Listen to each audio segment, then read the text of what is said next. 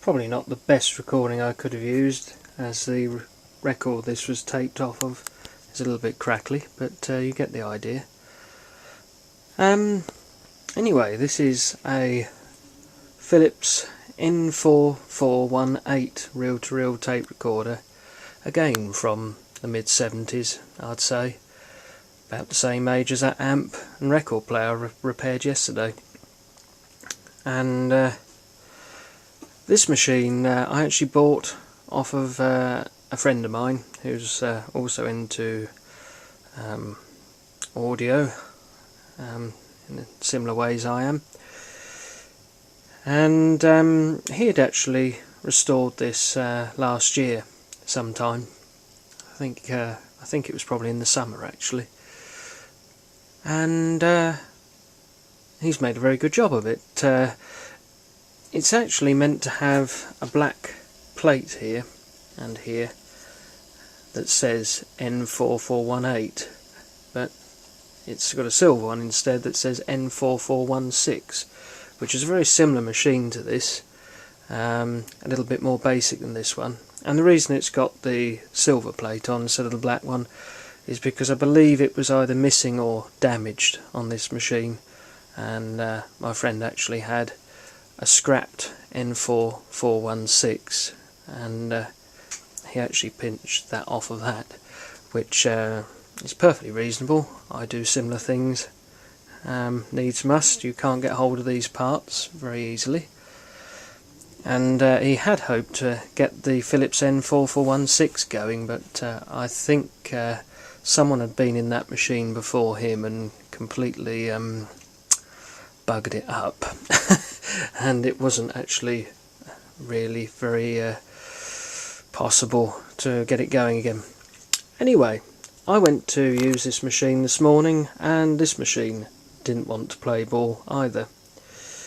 So I got it out of the cupboard to use with the amp I've got. Went to switch it on, and no, it wouldn't stay on. Same reason, the power switch packed up. So that's 2 days in a row now. The amplifier, the switch packed up. Similar switch to this, very similar. Same age of course, and yep, it won't latch. See, when that's pushed in, that's on, and when it's popped out, that's off.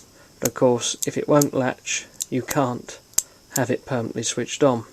Oh, it's actually done it now after all that, but then again, most of the time it doesn't. Needless to say, that switch is no good, and that's the cap that was there. So instead, I fitted this little toggle switch here in its place.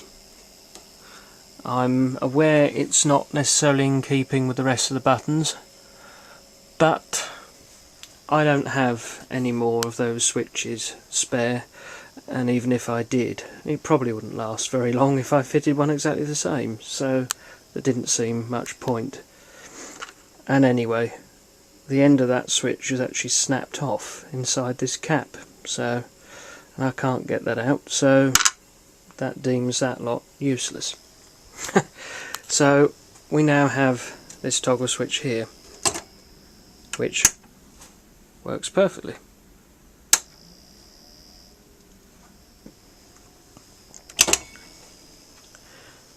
And the other thing that wasn't quite right when I fired this machine up after I replaced that switch was, after about 2 minutes of having the machine on, it made a horrific noise, very much like an aircraft taking off.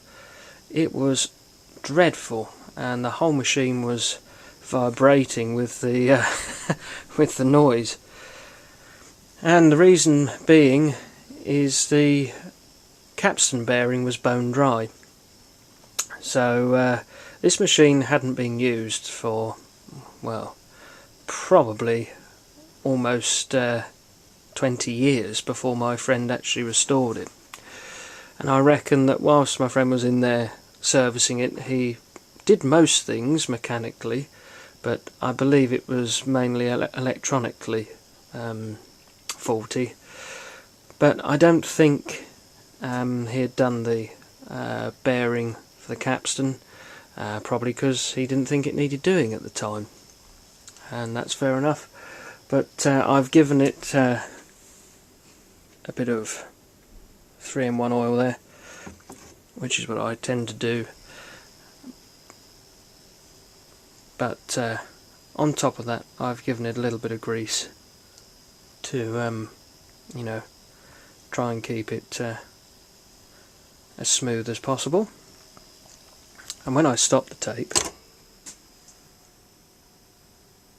this machine is actually dead silent, but it's still on and the motor is running, but absolutely dead silent, and extremely quiet in playback as well. So all in all, we've got there eventually. I've also replaced the mains lead, as this had been patched up at some point, and whilst I'd got the thing apart to change the switch, I had to interfere with the mains lead anyway to fit the new switch, so it seemed only right to fit a new lead whilst I was in there.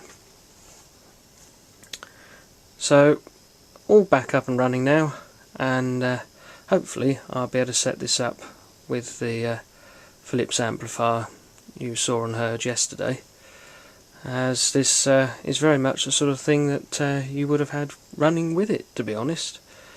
And this will play and record through that amplifier off of the radio and record player and anything else you happen to plug into it. So yeah, this is a very versatile machine, and actually top of the range of its time actually.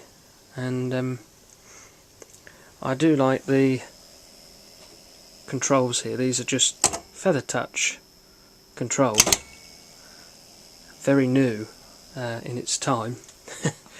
They're not mechanical, these are completely electronic, these switches here.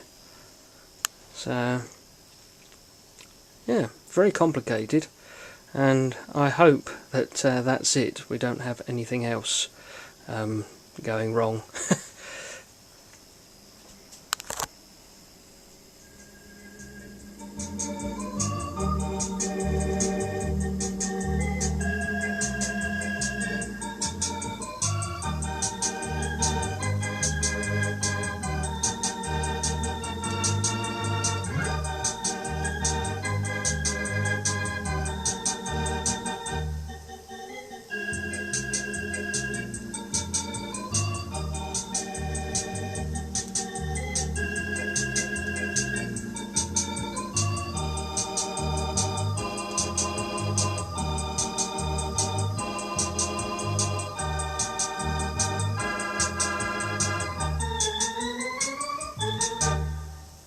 Thanks for watching, and bye for now.